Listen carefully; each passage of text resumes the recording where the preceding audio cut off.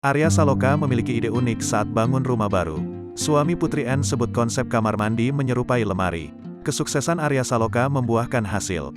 Pesinetron Ikatan Cinta itu membangun rumah baru untuk istri dan anaknya. Ada konsep unik di rumah baru tersebut. Ya, soal kamar mandi yang menyerupai lemari. Lawan main Amanda Manopo memberi penjelasannya. Rumah baru Arya Saloka berkonsep farmhouse sempat menjadi sorotan publik.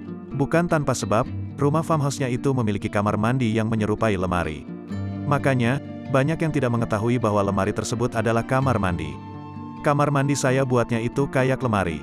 Jadi ada orang yang masuk enggak tahu kalau itu kamar mandi, tahunya lemari, kata Arya Saloka di kawasan Bogor, Jawa Barat, Selasa, tanggal 22 Februari tahun 2022.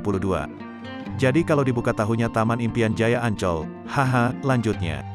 Arya Saloka menjelaskan bahwa konsep rumah farmhouse-nya tersebut terinspirasi dari anime Doraemon. Diketahui, Doraemon identik dengan pintu ajaib. Suami Putri N ini ingin rumahnya memiliki pintu ajaib. Maka itu ia membuat pintu kamar mandinya menyerupai lemari agar bisa membawa seseorang ke tempat berbeda ketika membukanya.